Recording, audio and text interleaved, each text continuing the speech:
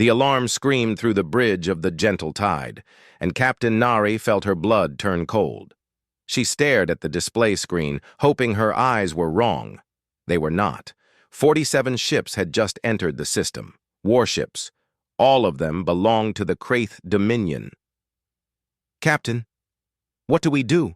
Hyun asked from the science station. His voice shook. The young officer had never seen combat before. None of them had. The Kilara were a peaceful people. They made beautiful art from crystals. They wrote poetry. They did not fight wars. Nari looked around her bridge. The gentle tide was barely a warship. It had been built to chase pirates away from trading routes, not to fight a real military force. She had 2 other ships just like it in the system. 3 small frigates against 47 Kraith battle cruisers. They were going to die. "Send a message to the station," Nari said quietly. "Tell them to prepare for evacuation." "Where will they go?" Hyun asked. "There are 60,000 civilians on Velmara outpost. Our transport ships can only carry 5,000. Nari closed her eyes. She knew the math. Even if they had time to make 12 trips, the Kraith would never allow it. The Kraith did not negotiate. They did not show mercy. They came to conquer, and what they could not conquer, they destroyed. The communication system beeped, an incoming message from the Kraith fleet. A face appeared on the screen. It was War Master Tholrek, commander of the Kraith invasion force. His skin was dark red, covered in scales. His eyes were black and empty of any kindness. "Quilara vessels," Tholrek said. His voice was rough and cold. "You will surrender immediately. Power down your weapons. Prepare your station for boarding. Any resistance will result in the complete destruction of your outpost and everyone on it." "We are a peaceful people," Nari said, trying to keep her voice steady. "We have done nothing to you. Why are you attacking us?" Tholrek laughed. It was a horrible sound. "You exist in space that we want. That is reason enough. You have 12 hours to surrender. After that, we will begin orbital bombardment. Your civilization will end, and this system will belong to the Kraith Dominion." The screen went dark. Silence filled the bridge.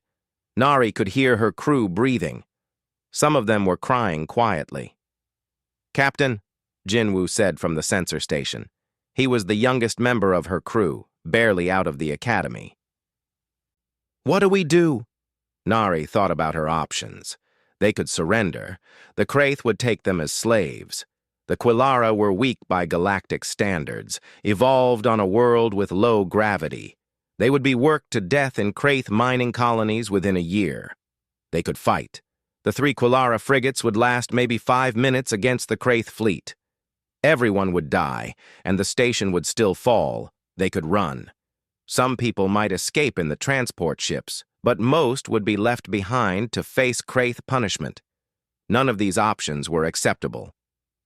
"There is one more thing we can try," Nari said slowly. An idea was forming in her mind. A desperate, terrifying idea. "What?" Hyun asked. "We send a distress signal to human space." The bridge went completely silent. Everyone stared at her. "Captain," Hyun said carefully, "are you sure about that? Humans are... They are... Deathworlders," Jinwoo finished. "They come from a nightmare planet. They are dangerous." Nari knew what her crew was thinking. Everyone in the galaxy had heard stories about humans. They came from a world called Earth, a planet so hostile that it should not have produced intelligent life. Earth had gravity almost twice that of most civilized worlds. It had violent weather that could destroy entire cities. It had predators that hunted in packs. It had diseases that killed millions. And somehow, humans had not just survived. They had thrived. They had conquered their world through sheer stubbornness and violence. When they finally reached space, other species had been terrified. The Galactic Council had debated for years about what to do with humanity. Some wanted to quarantine Earth. Others wanted to attack before humans became too powerful.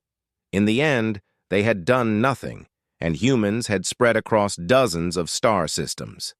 Most species avoided humans when possible. Humans were unpredictable. They were aggressive. They did not follow the normal rules of galactic society. But there was one thing everyone agreed on. The Kraith Dominion feared humans. The Kraith had tried to attack a human colony world once, 10 years ago. The human response had been swift and brutal. An entire Kraith fleet had been destroyed in less than an hour. Since then, the Kraith avoided human space entirely. "I know what humans are," Nari said, "but right now, they are our only hope. The Kraith fear them. Maybe that fear can save us." "But Captain," Hyun said, "we have never even talked to humans before. We do not have diplomatic relations with them. Why would they help us?" "I do not know if they will," Nari admitted, "but I would rather take a chance with the unknown than accept certain death from the Kraith. Jinwoo, do we have any human communication frequencies?" Jinwoo checked his console. "Yes, Captain. The Galactic Council maintains an emergency contact database. I have the frequency for human military emergency channels." "Send the message," Nari ordered. "Tell them who we are. Tell them we are under attack. Tell them we need help." Jinwoo's fingers moved across his console.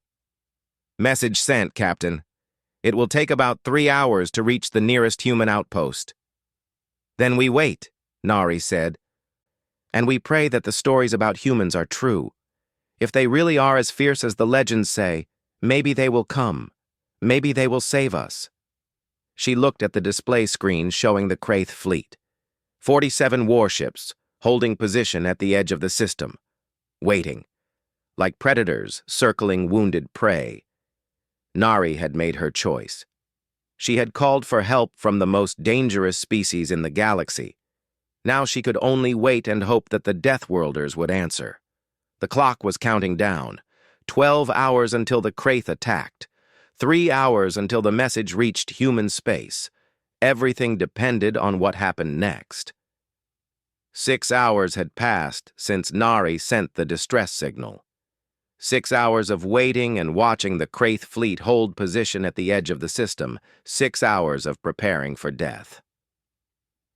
The station was in chaos. Civilians were packing whatever they could carry. Parents held their children close. The elderly sat quietly, accepting their fate. Transport ships were being loaded, even though everyone knew there was not enough room for everyone. On the bridge of the gentle tide, Nari sat in her command chair and tried to appear calm. Her crew needed to see strength from her, even if she felt none inside. "Captain!" Jinwoo called out suddenly. His voice was sharp with surprise. "I am detecting something strange." "What is it?" Nari asked. "Gravity distortions. At the edge of the system, multiple readings. Something is creating massive gravity wells." Hyun looked up from his station. "That is impossible. You cannot create gravity wells that close to a star. The stellar gravity would interfere. It would tear apart any ship trying to enter real space." "I know what the physics say," Jinwoo replied. "But I am reading the distortions anyway. Something is coming through, something big." Nari felt her heart begin to race. "How many distortions?" Jinwoo checked his readings again. His face went pale. 23. No, wait. More forming. I count 23 separate gravity signatures." "Could it be more Kraith ships?" Hyun asked. "No," Jinwoo said. "These signatures are different. Heavier. The mass readings are enormous." Then space itself seemed to tear open. 23 points of light appeared at the system's edge, growing brighter and brighter.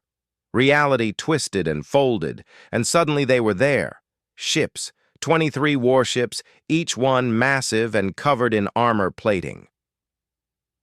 They had appeared exactly where the laws of physics said ships could not appear. They had jumped into real space through impossible gravity wells, and they had done it with perfect precision. "Identify those ships," Nari ordered. Her voice was barely a whisper. Jinwoo worked his console frantically. Then he stopped. He turned to look at Nari, and his face showed pure terror. They are human. For a moment, no one on the bridge could speak. The humans had come.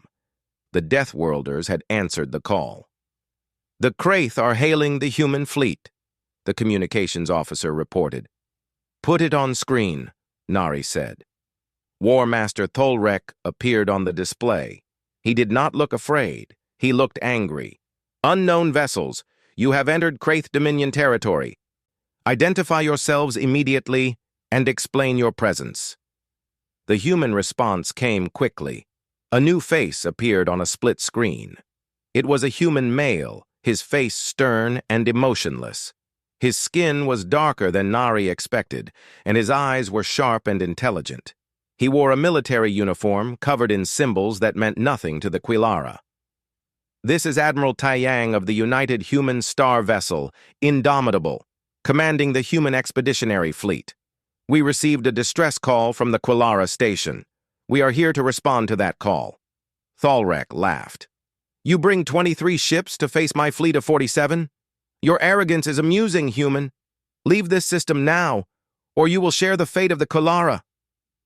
Admiral Taiyang's expression did not change. "I am transmitting a message to all Kraith vessels. You have 5 minutes to power down your weapons and leave this system. This is your only warning." Tholrek's laughter grew louder. "You dare threaten the Kraith Dominion? We have conquered 14 species. We have never lost a battle. You are outnumbered and outgunned. Withdraw now or be destroyed." "Noted," Admiral Taiyang said. Then the transmission ended. Silence filled the Kraith command ship. Tholrek stared at the dark screen in disbelief. "Did that human just dismiss me?" he asked. "War Master," his tactical officer said nervously, "the humans are moving into combat formation. Their weapons are powering up." Tholrek sneered. "Then we will teach them respect. All ships prepare to engage. Target the human vessels. We will crush them quickly, then return to dealing with the Quilara." On the gentle tide, Nari watched as the two fleets moved toward each other. The Kraith ships moved in standard formation, their weapons charging, their shields activating. They moved like every other military force in the galaxy. The human ships moved differently. They accelerated hard, their fusion drives burning at intensities that made Nari's sensors scream warnings. They were pulling forces that should have crushed their crews into paste. No living being could survive that kind of acceleration. But humans could, because humans came from a high-gravity world where their bodies had learned to endure. "Jinwu, what are the humans doing?" Nari asked. "They are splitting into 3 groups," Jinwu reported. "The formation makes no sense. They are leaving gaps in their defensive line. They are making themselves vulnerable." Hyun shook his head. "No. They are not defending. They are hunting." The human fleet split apart like a predator's jaws opening. The largest ships, 7 massive battleships, formed the center line. 8 cruisers peeled off to the left. 8 more cruisers went right, and from each of the human ships, smaller vessels began to launch. Fighters. Hundreds of them. "Those acceleration rates are impossible," Hyun said, watching his console in shock. "Those human pilots are pulling 12 gravities. They should be dead." But they were not dead. The human fighters moved like nothing the Quilara had ever seen. They twisted and turned through space with impossible speed, their engines burning at full power, their pilots enduring forces that would kill any other species. The Kraith opened fire first. Energy beams lanced across space, striking at the human ships. Some hits landed, splashing against human shields and armor. Then the humans returned fire. There were no elegant energy weapons, no beautiful particle beams. The humans used railguns, magnetic accelerators that threw solid metal slugs at 3% of light speed. Simple, brutal, effective. The first Kraith cruiser died in seconds. A tungsten slug the size of a transport pod punched through its shields like they were not even there. The slug went through the ship from front to back, and the cruiser exploded from the kinetic energy transfer. Then the humans fired their missiles, nuclear-tipped torpedoes that ignited into miniature suns when they detonated, plasma weapons that turned ships into clouds of superheated gas. The battle had begun, and Nari realized something terrifying. The humans were not fighting a battle.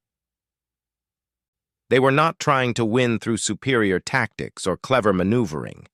They were simply killing everything in their path. "Hyun," Nari whispered, "what have I done? What have I brought to this system?" Hyun had no answer.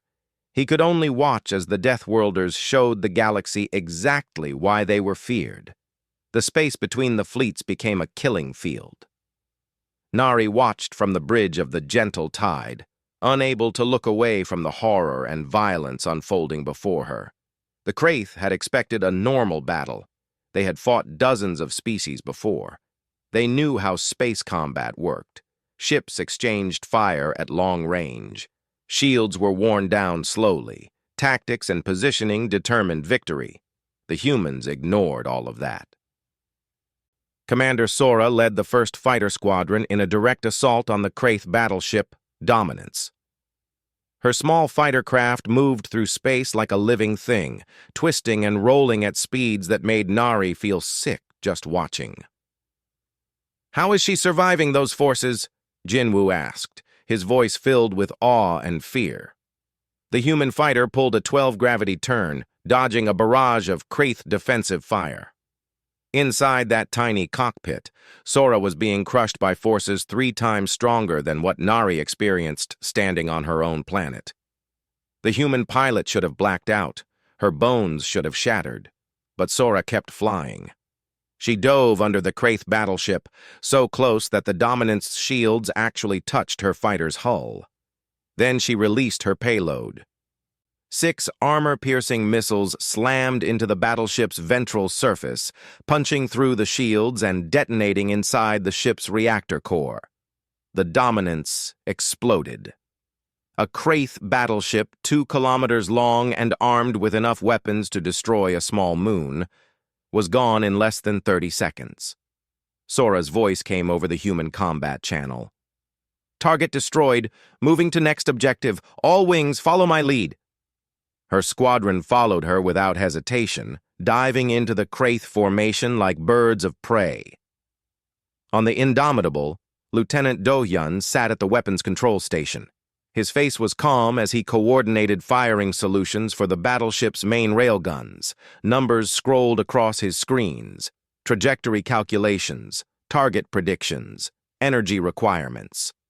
"Target acquired," Do-hyun said quietly. "Kraith cruiser, designation K7, firing solution locked." "Fire," Admiral Taeyang ordered.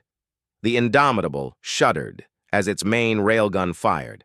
A tungsten slug, weighing 20 tons and moving at 9,000 kilometers per second, crossed the distance between the ships in less than a second.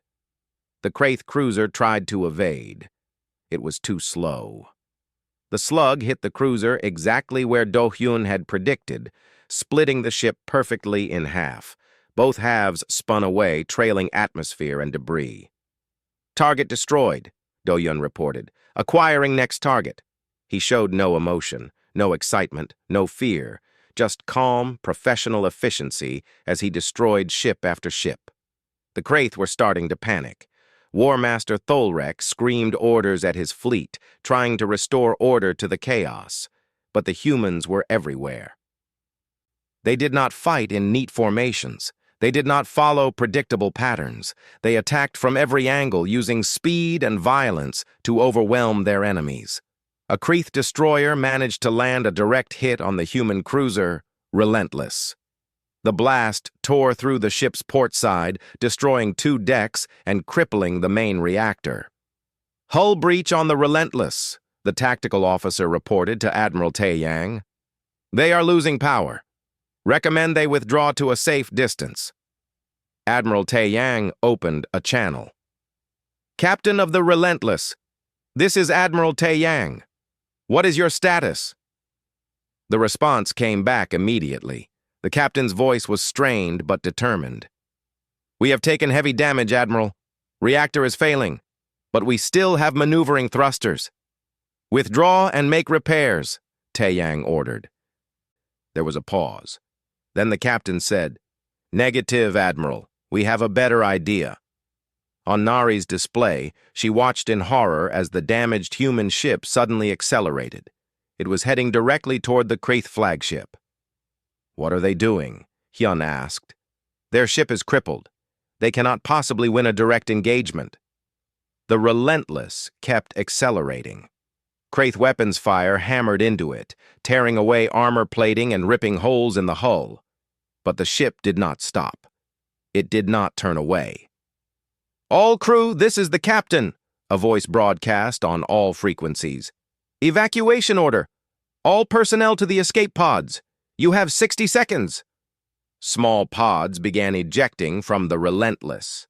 Dozens of them, shooting away from the dying ship in all directions. The Kraith ignored them, focusing all fire on the main vessel. The Relentless was now less than 5 kilometers from the Kraith flagship. Tholrek realized what was about to happen. "Evasive maneuvers!" he screamed. "Get us away from that ship!" Too late. The Relentless smashed into the Kraith flagship at full speed. At the moment of impact, the human captain detonated the ship's failing reactor core. The explosion was like a small star being born. The Kraith flagship vaporized instantly. 2 other Kraith cruisers that had been nearby were caught in the blast and destroyed. Nari stared at her screen in shock.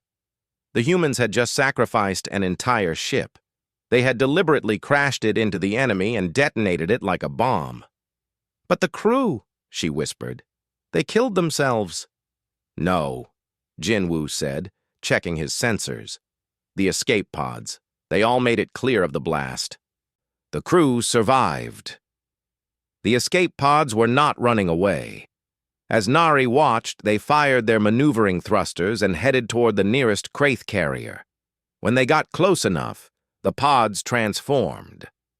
Hatches opened and armored soldiers emerged.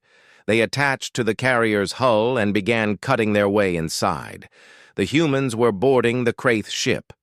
They evacuated their vessel, destroyed 3 enemy ships, and now they are attacking another ship on foot, Hyun said. He sounded like he could not believe what he was seeing. "What kind of species does that?" Admiral Taeyang's voice came over the general broadcast channel. "All Kraith vessels, you were given a warning. You chose to ignore it. Now you will face the consequences. Power down your weapons and surrender, or we will continue until none of you remain." War Master Tholrek looked at his tactical display. He had started the battle with 47 ships.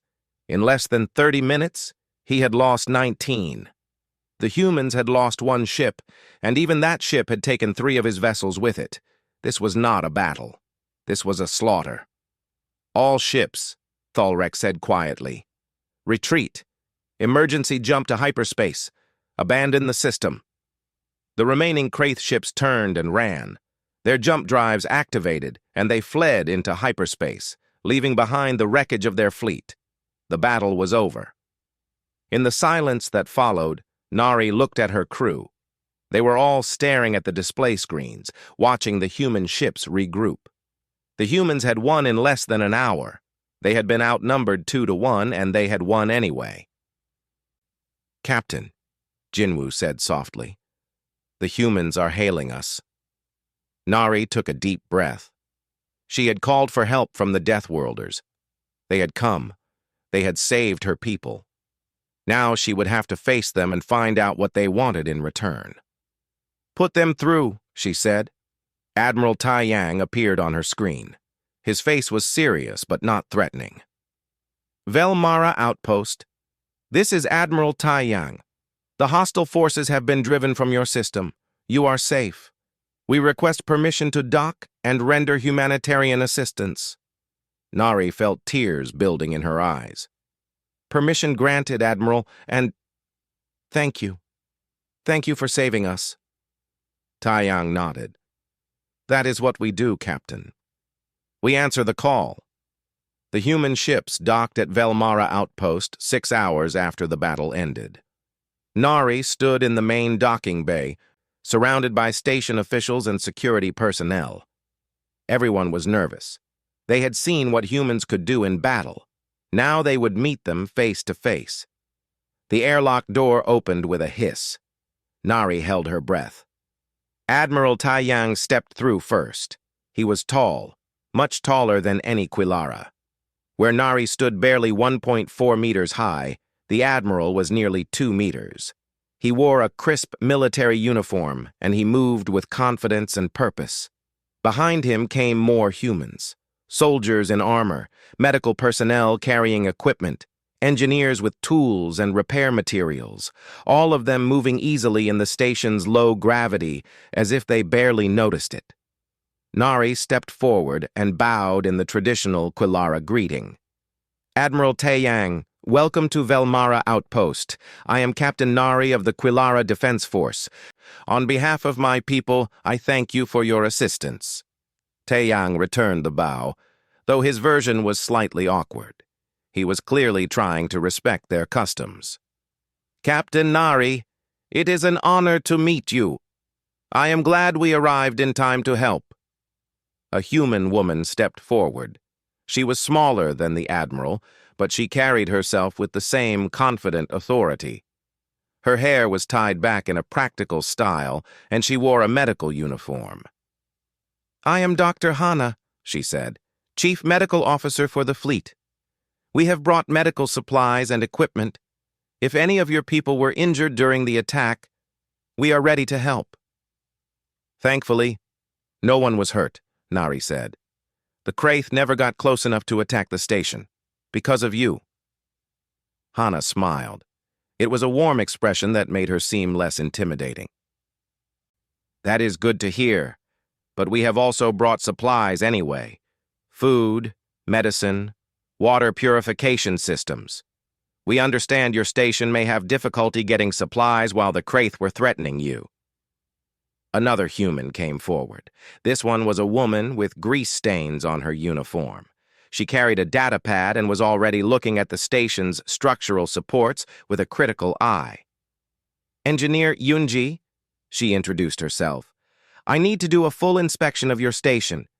That Kraith fleet was preparing for orbital bombardment. Even though they never fired, the stress of preparing for evacuation may have caused damage to your systems. Let me check everything to make sure you are safe. Nari felt overwhelmed. The humans were offering help with everything. Medical care, food, repairs. She had expected them to make demands, to ask for payment, to want something in return for their military assistance.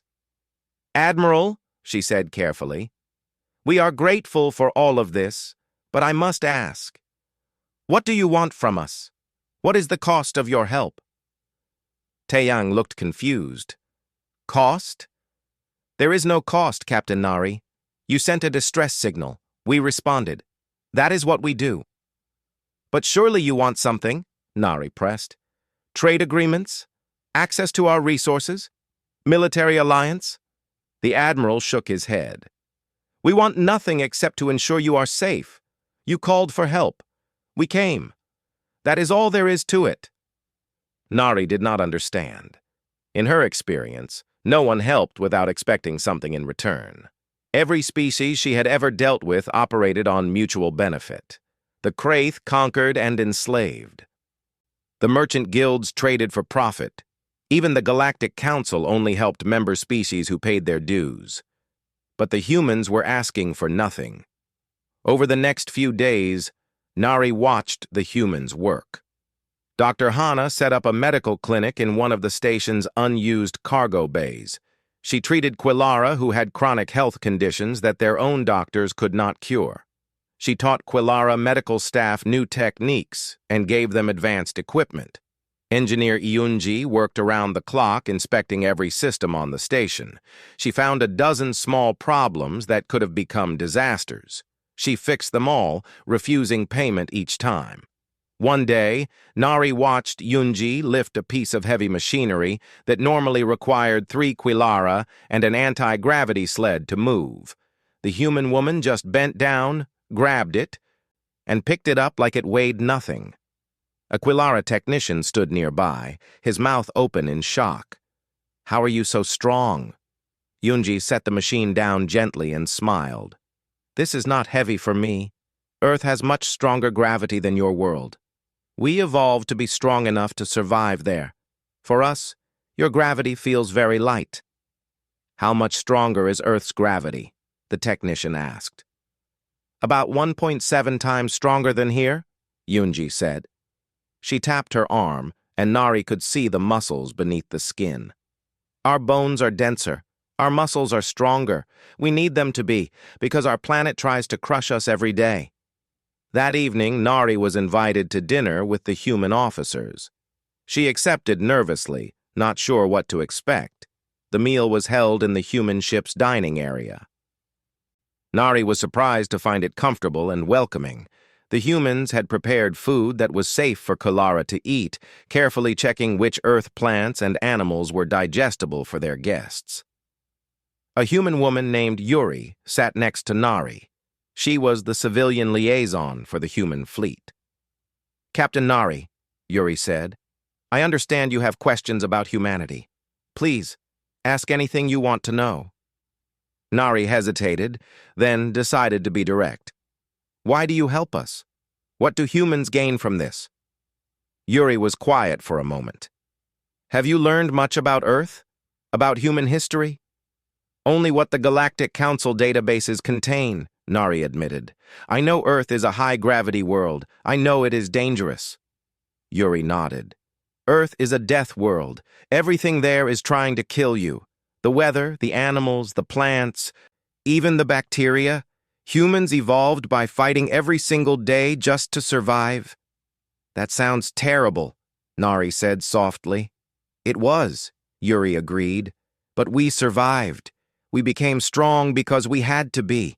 And we learned something important. We learned what it feels like to be helpless. We know what it is like to face extinction and barely escape."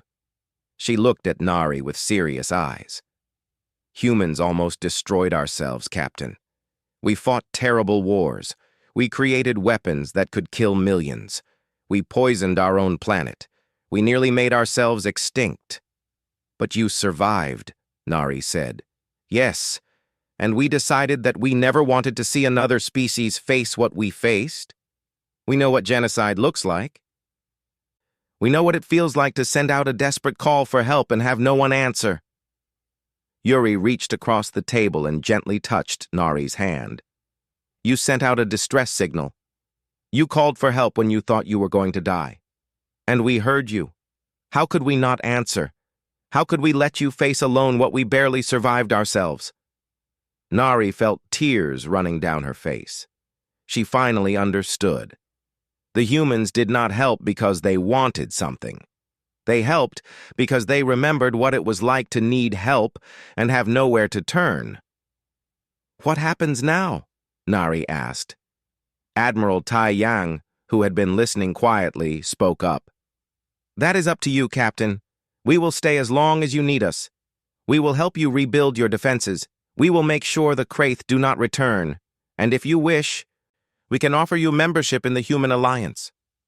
"What is that?" Nari asked. "It is a group of species under human protection," Taeyang explained. "We do not rule over them. We do not take their resources. We simply promise to defend them if they are threatened. In return, we only ask for friendship and cooperation."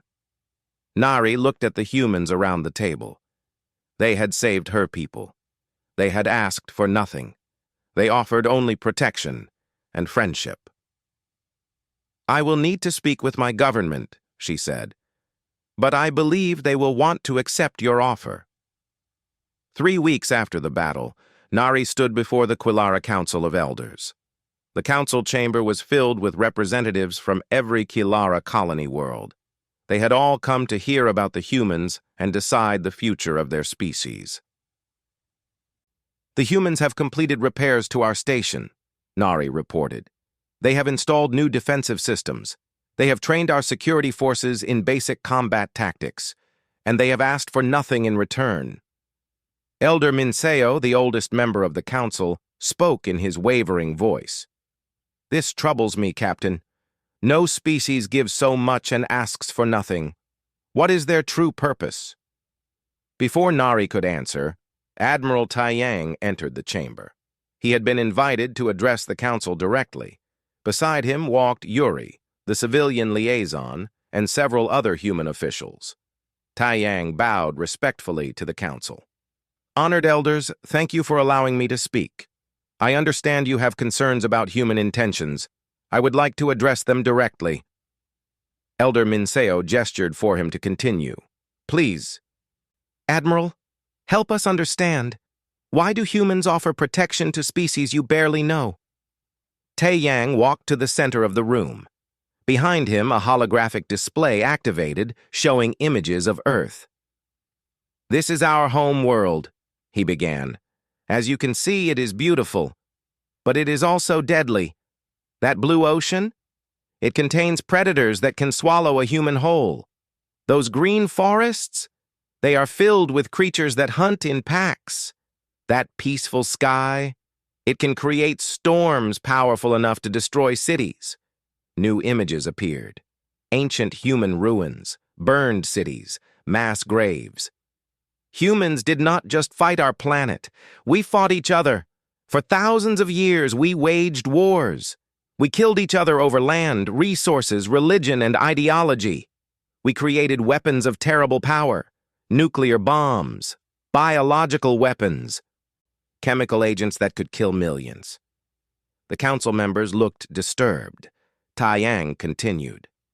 "About 200 years ago, we almost destroyed ourselves. A global war erupted. Nuclear weapons were used. Billions died. Our planet was poisoned. For a time, we thought humanity would not survive." Elder Minseo leaned forward. "But you did survive. How?" "Because we finally learned," Taiyang said quietly. "We learned that violence only creates more violence. We learned that strength should be used to protect, not to conquer. We learned that the strongest species has a responsibility to defend the weak." He looked around the room, making eye contact with each council member. "We survived by changing. We created a unified government. We agreed to never use weapons of mass destruction again. We focused on healing our planet and healing each other. And when we finally reached the stars, we made a promise. We would never let another species suffer what we had suffered." Yuri stepped forward. "Honored elders, may I share something personal?" Elder Minseo nodded. "My grandmother was born during the war years," Yuri said. "She lived in a city that was destroyed by nuclear fire. She survived, but most of her family did not. For the rest of her life, she told me stories about what it was like, the fear, the helplessness, the desperate hope that someone, somewhere, would come to help." Yuri's voice grew thick with emotion. "But no one came. There was no one to call for help. Humanity faced the end alone, and we barely survived. My grandmother made me promise something before she died. She made me promise that if I ever heard someone calling for help, I would answer. I would make sure no one else felt that terrible loneliness." She looked at Captain Nari. "When you sent that distress signal, you were doing what my grandmother did. You were calling out into the darkness, hoping someone would hear you. How could we not answer?" The council chamber was silent. Finally, Elder Minseo spoke. "You protect us because you know what it is like to need protection." "Yes," Taeyang said simply. Another elder, a woman named Jiwoo, asked a question. "What about the Galactic Council? They have made it clear they do not approve of human military intervention. They fear you will become conquerors." Taeyang smiled, but it was not a happy expression. "The Galactic Council fears us because we do not follow their rules. They believe in balance and non-interference. They think it is better to let the strong prey on the weak than to risk upsetting the established order." He activated the holographic display again. This time it showed a map of the galaxy. These red markers show species that have been conquered by aggressive empires in the last 50 years. 14 species enslaved, 3 species extinct. The Galactic Council did nothing to help them because they believed interference would cause more problems. The map zoomed in to show Quilara space. You would have been the 15th conquest. The Galactic Council knew the Kraith were planning to attack you. They discussed it in their meetings, and they decided to do nothing. Anger flashed across the faces of the council members. They had sent requests for help to the Galactic Council. They had been ignored. Humans do not believe in non-interference when innocent lives are at stake, Taeyang continued. We believe the strong have a duty to protect the weak. We believe that standing by and doing nothing is the same as being guilty of the crime. Elder Minseo was quiet for a long moment. Then he said, "What do you want from us, Admiral? Truly?" "Friendship," Taeyang said. "We want allies who share our values. We want to build a galaxy where the strong protect the weak instead of exploiting them. We want to make sure that when someone sends out a distress signal, there is always someone ready to answer." He gestured to the humans standing with him. "We offer you membership in the Human Alliance. You will maintain complete sovereignty. Your government, your laws, your culture all remain yours. We only ask 3 things.